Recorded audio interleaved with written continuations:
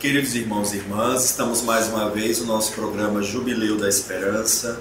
Eu sou o Padre Jorge Ricardo Valois, secretário de pastoral da nossa arquidiocese, e nós estamos neste dia na segunda parte do nosso programa sobre os sacramentos, refletindo sobre aquilo que a Igreja diz na Constituição sobre a Liturgia Sacrosancto Concilium.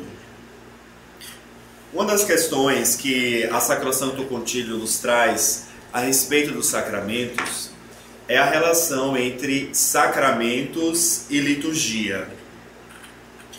Porque, por vezes, se tinha uma ideia de que apenas poderia se chamar de liturgia a celebração da missa e não dos outros sacramentos.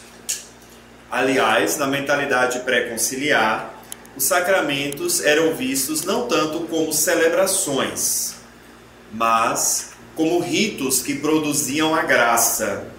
Por isso, dava-se muito destaque às questões como validade e licitude dos sacramentos, enfatizando a sua celebração como instruções a serem seguidas.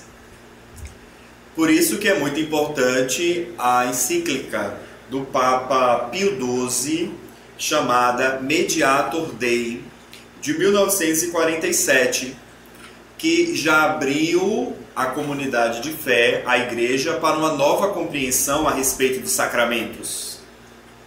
Então, a Mediator Dei foi uma encíclica importantíssima, que ajudou muito, que fundamentou muito a elaboração da própria Sacrosancto Concilium.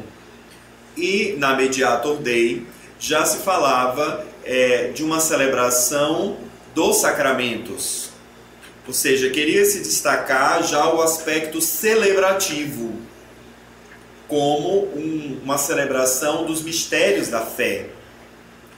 Essa mentalidade, esse ensino também já está presente na Sacrosancto Concilium.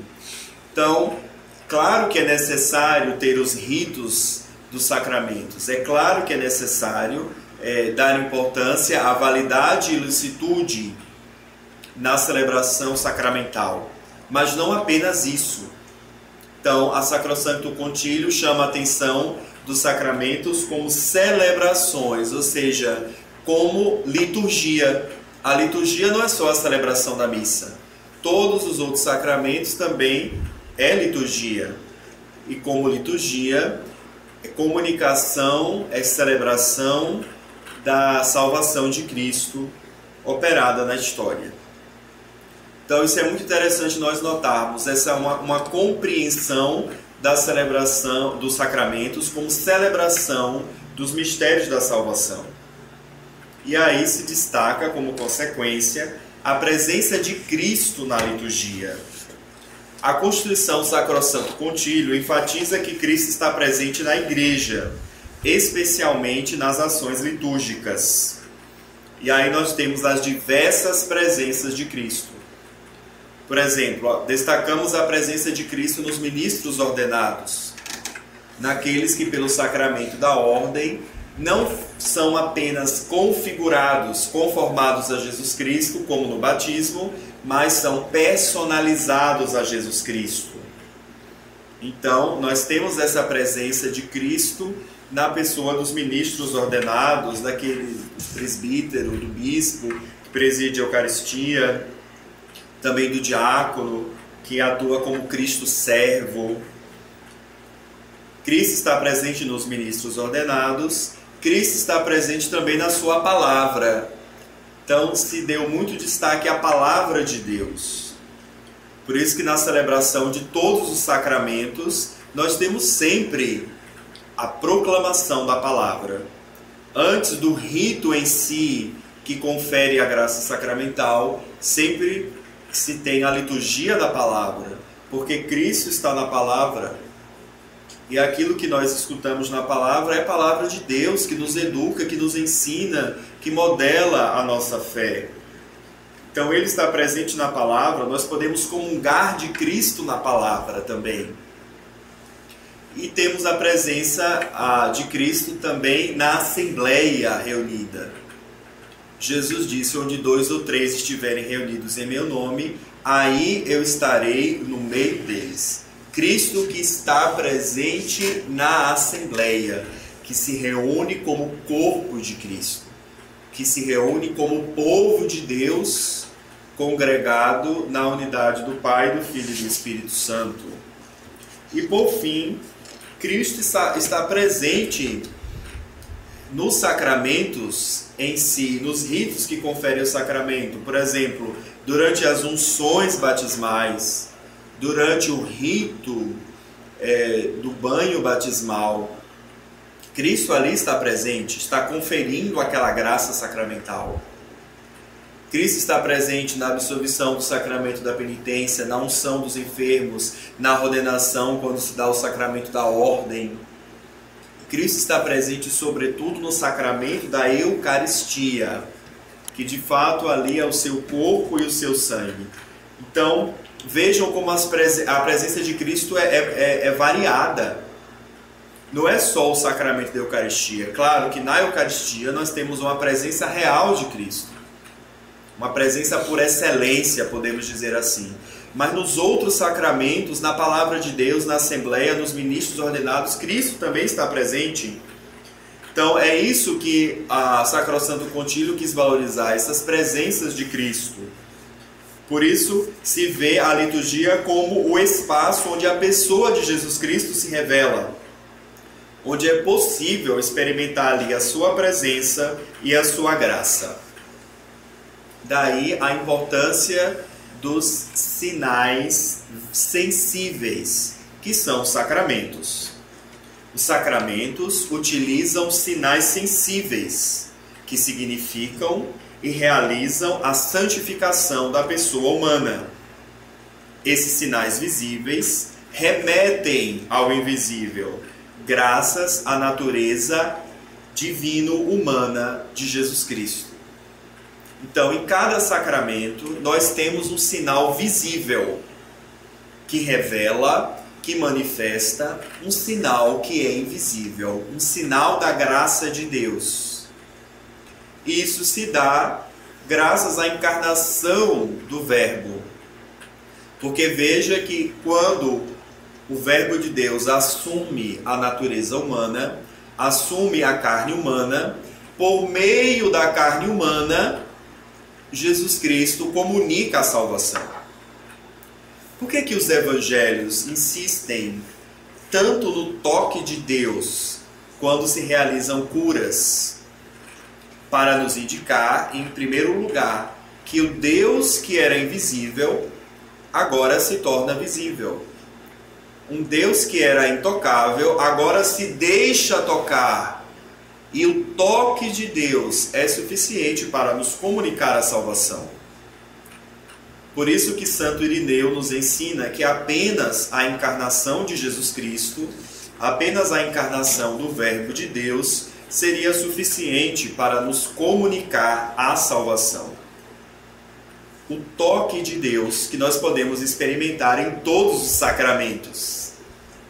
Então, da mesma forma como o Verbo de Deus, ao assumir a natureza humana, por meio da natureza humana assumida, salva o ser humano, assim também nos sacramentos nós temos um elemento material, por meio do qual é comunicada a graça divina.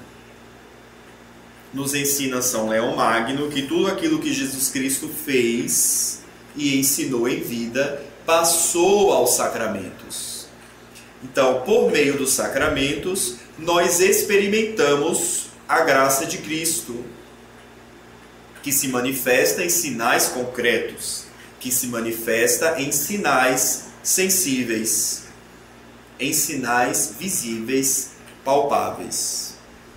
É por isso que em cada sacramento nós temos um sinal. Por exemplo, no sacramento do batismo nós temos a água, nós temos o óleo. Por meio da água, por meio da ablução com a água, por meio do banho batismal, não se quer apenas purificar o corpo. Como nos ensina o apóstolo Pedro, que o batismo não serve apenas para limpar o corpo da sua sujeira, da sua imundície, mas é sobretudo para nos dar uma consciência pura diante de Jesus Cristo. Ou seja, para nos comunicar o discernimento que vem do Espírito Santo, para nos comunicar a graça da filiação divina. Então, por meio daquele gesto concreto, por meio daquele sinal sensível, se comunica a nós a graça invisível, a graça santificante. Daí nós temos o batismo das unções, a ablução com a água, depois de outros sacramentos, como o sacramento da ordem, o sacramento da unção dos enfermos, nós temos a imposição das mãos. Aliás, a imposição das mãos também está presente no batismo, na crisma. Na Eucaristia, nós podemos degustar da própria carne e do próprio sangue do Senhor.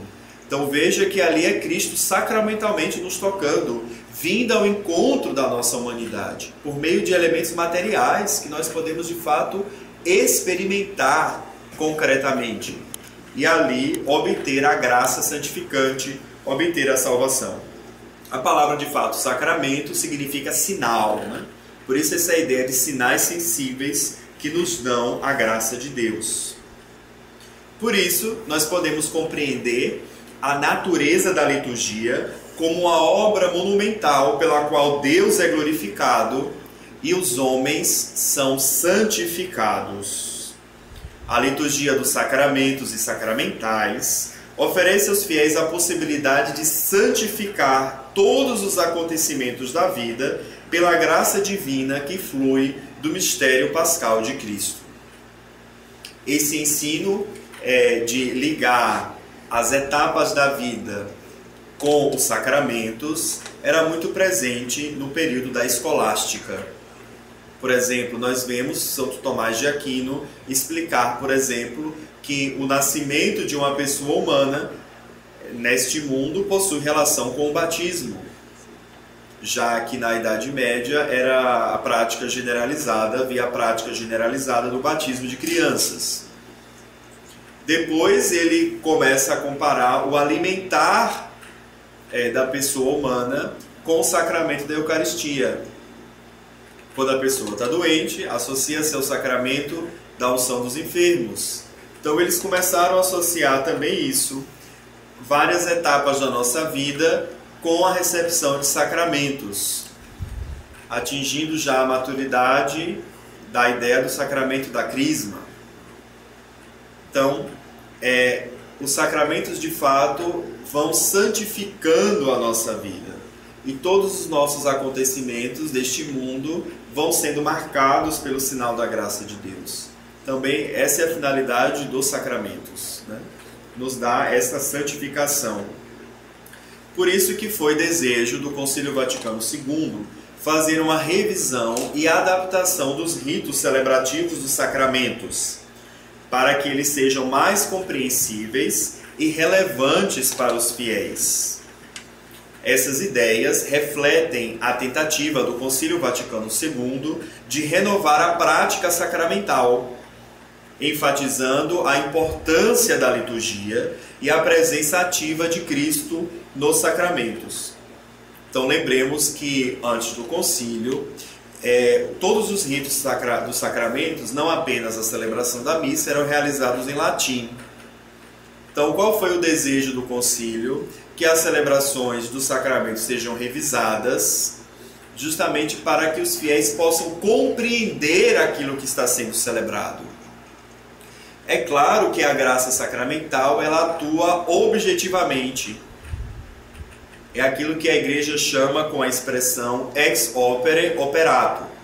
Ou seja, objetivamente falando, a graça sacramental atua. Isso significa que esta graça é independente do subjetivismo humano, das disposições humanas para realizá-la. Por isso que nós batizamos crianças. A criança não tem a razão para entender o que é o batismo, mas a igreja, desde sempre, batiza as crianças porque sabe que a graça de Deus atua objetivamente. Ou seja, aquela criança, mesmo sem entender, pelo batismo, se torna filha de Deus. Tem a mancha do pecado original ali apagada. Mas é muito importante as disposições humanas ao receber o sacramento, porque é dali que vêm os frutos dos sacramentos. Eles são conferidos, eles conferem a graça, mas os frutos sou eu que sou chamado, ou você é chamado também a dar, na medida em que você se dispõe a viver conforme a graça que você recebeu do sacramento. Por exemplo, não adiantaria nada eu receber o batismo, mas não viver o batismo que eu recebi. A graça de Deus atuou, eu de fato me tornei filho de Deus, a mancha do pecado original foi apagada, mas se eu não me dispor a viver o batismo, os frutos que eu não colherei os frutos do batismo, eu serei estéril em frutos, e meu batismo ficará como que morto, como que enterrado, sem produzir qualquer fruto. Por isso é muito importante a disposição humana também como resposta ao sacramento celebrado. Daí esta necessidade que o Concílio Vaticano II trouxe de uma revisão dos ritos para que eles fossem mais compreensíveis aos fiéis, para que eles entendendo os ritos que são celebrados, possam assim abraçar aquele sacramento que é recebido e produzir frutos.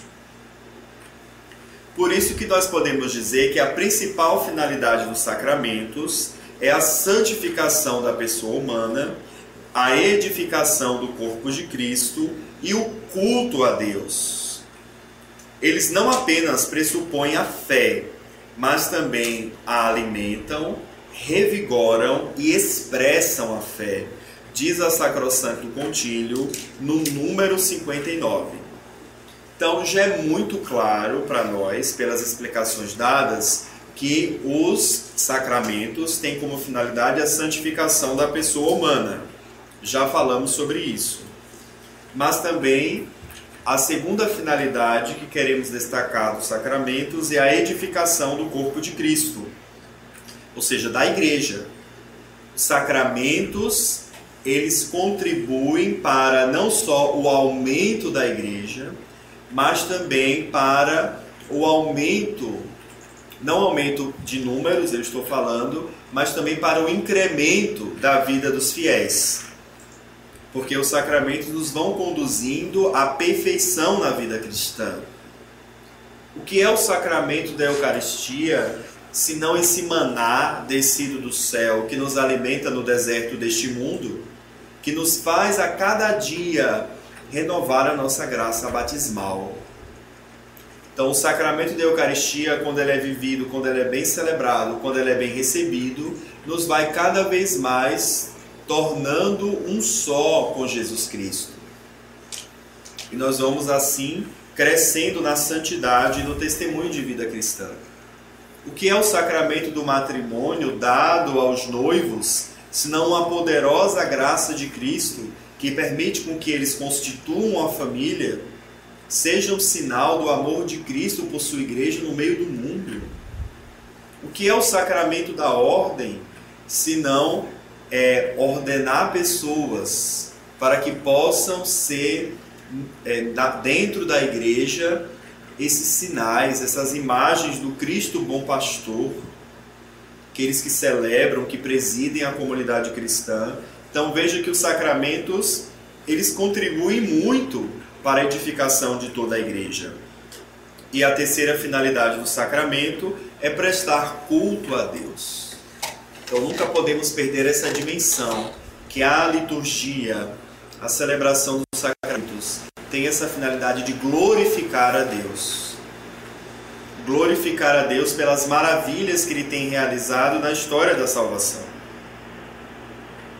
Por isso que em cada sacramento nós sempre temos presente essa dimensão do louvor a Deus.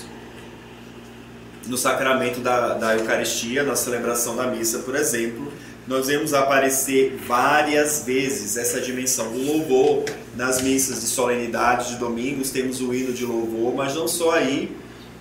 Depois que lemos as leituras sempre tem uma aclamação de louvor, palavra do Senhor, graças a Deus, palavra da salvação, glória a vós, Senhor.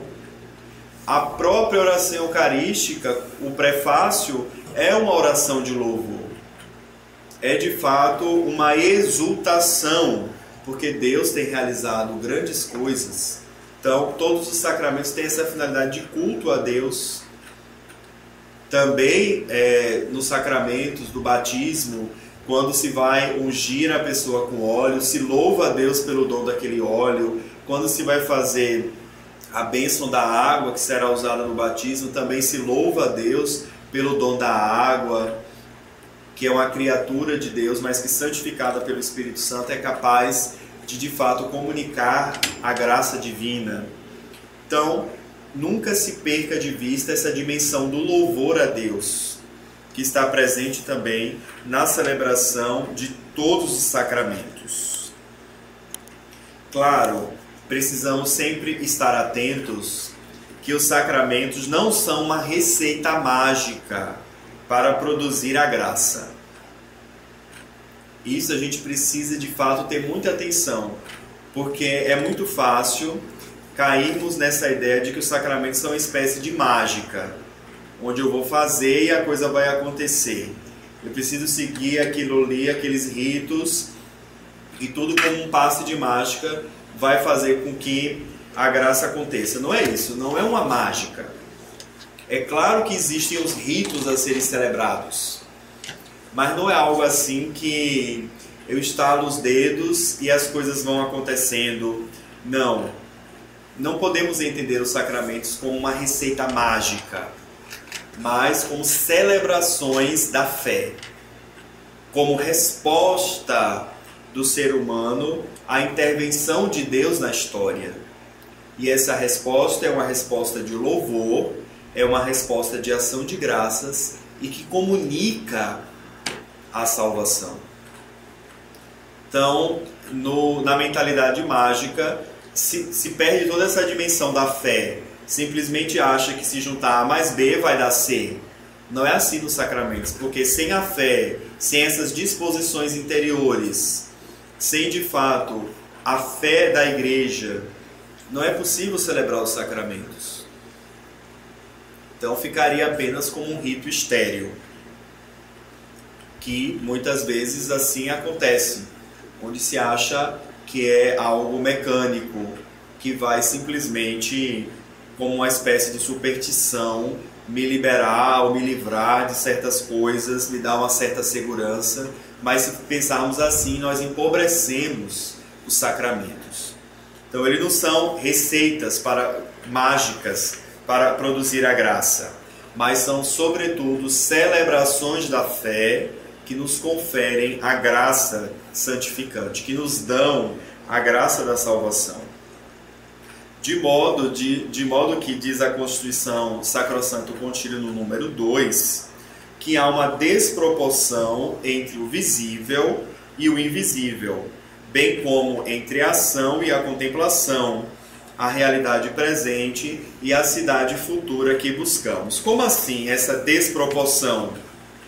Por que dizemos com a Sacrosanto Concílio que há uma desproporção entre o visível e o invisível?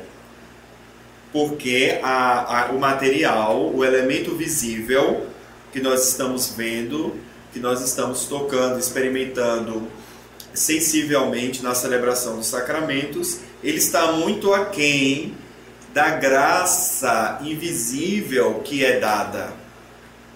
Então há essa desproporção. Por isso também que não é uma mágica. Porque na mágica basta apenas juntar determinados elementos para produzir um resultado. Mas na realidade o elemento visível, ele é apenas um canal que confere a graça. Então nós temos uma desproporção entre o visível e o invisível, porque a graça invisível é soberana. Ela é muito maior do que o elemento visível. Da mesma forma que há uma desproporção entre ação e contemplação.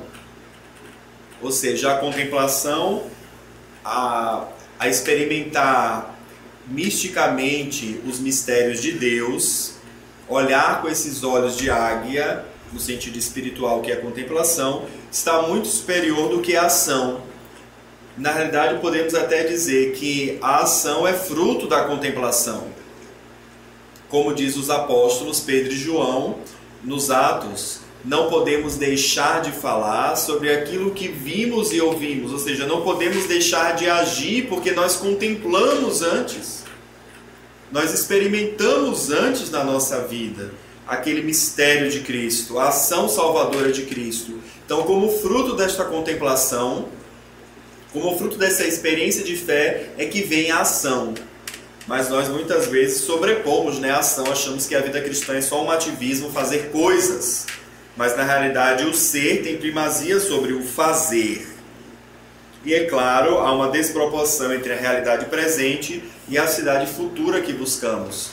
Ou seja, há uma desproporção entre a dimensão do eterno, que todos nós estamos caminhando, e todas as celebrações dos sacramentos manifestam essa celebração do eterno, essa celebração da escatologia, ou seja, da graça santificante que perdura para sempre. Há uma desproporção entre a cidade futura que buscamos, o céu, e a realidade presente. Como diz a oração pós-comunhão do tempo do Advento. Caminhando entre as coisas que passam, possamos abraçar as que não passam. Não significa um desprezo pela realidade presente, mas entender que isso é só uma sombra da realidade futura, da dimensão eterna. Não podemos deixar de falar também a respeito dos sacramentais, que diz a Constituição do Sacrosanto Concílio, são sinais sagrados que imitam os sacramentos e, através da intercessão da Igreja, trazem benefícios espirituais. Eles ajudam a preparar os fiéis para receber os sacramentos e santificam diversos momentos da vida. Por isso eles são chamados de sacramentais, porque eles trazem benefícios espirituais, mas não têm o mesmo nível que os sacramentos. Temos como exemplo de sacramentais as bênçãos, as diversas bênçãos que podem ser dadas às pessoas, a bênção com a água benta, a bênção de objetos religiosos, as bênçãos de lugares, tudo isso são sacramentais. Mas também a celebração de exéquias com os defuntos são sacramental, a consagração de pessoas que abraçam a vida consagrada, professam votos, ali celebram um sacramental. Então, os sacramentais, eles não têm o mesmo nível dos sacramentos, porque os sacramentos conferem objetivamente a graça, ao passo que os sacramentais, eles necessitam das disposições das pessoas que o recebem ou que o conferem, para que tragam benefícios espirituais. Ou seja, a bênção que me é dada, se eu de fato não tenho aquela disposição interior de fazer com que aquela bênção que eu recebo da igreja, aquela bênção que eu recebo do ministro ordenado, se eu não tenho a disposição interior de que aquela bênção de fato produza frutos na minha vida, aquela bênção vai ser dada, mas vai ficar como que estéril. Ela não atua por si, ela não atua por natureza. Ou alguém, por exemplo, que professa os votos de pobreza, castidade e obediência, mas não vive conforme esses votos. Então, recebe o sacramental da consagração, celebra a sua consagração, mas não vive conforme a sua consagração, não adianta muita coisa. Por isso, então, que a Igreja também quis revisar a celebração dos sacramentais, para que possam, assim, favorecer uma participação cada vez mais consciente e ativa dos fiéis, e possam, assim, adaptar-se às necessidades do nosso tempo e às diversas situações da vida. Então, esse foi o grande intuito do Concílio Vaticano II, tornar os sacramentos e os sacramentais mais acessíveis e significativos para os fiéis, promovendo uma vivência mais profunda e consciente da vida cristã. E esse é um caminho, queridos irmãos, a ser traçado por cada um de nós. Vamos agora, ao celebrar os sacramentos, ao celebrar os sacramentais, também oferecer a nossa parte. Qual é a nossa parte na celebração, nas celebrações? A nossa disposição interior, a nossa preparação interior. Por isso é importante, por exemplo, antes da missa, o silêncio. Porque imagine se a gente vai começar a celebrar a missa e antes tem aquela conversa, aquilo tudo pede com que a gente entre já preparado, né? Para celebrar bem aquele mistério. Quando a gente vai chamar o padre ou o diácono para dar uma bênção, por exemplo, na nossa casa, vamos nos preparar antes, interiormente, para que aquela bênção de fato produza os frutos que quer dar. Quando a gente vai receber o sacramento da confissão, vamos nos preparar com um bom exame de consciência. Por isso que tem os sacramentos que tem uma catequese, uma preparação mais aprofundada, como a crisma, como a primeira Eucaristia, como o matrimônio, exigem uma preparação, como a ordem, o sacramento da ordem, exigem uma preparação mais alongada, para que aquela graça ali seja de fato conferida e que a nossa participação não seja uma participação mecânica, mas seja uma participação ativa, consciente e frutuosa. Então esse é o desejo dos padres conciliares e que expressaram isso por meio da Sacrosancto Concílio e que esteja para nós uma tarefa a ser assumida por todos os cristãos, para que a celebração dos sacramentos, dos sacramentais, de fato possam atingir a sua finalidade, que é a nossa santificação por meio de Jesus Cristo no Espírito Santo. Então aqui nós encerramos o nosso programa e voltamos na próxima semana com mais um tema do Concílio Vaticano II. Deus abençoe e até lá!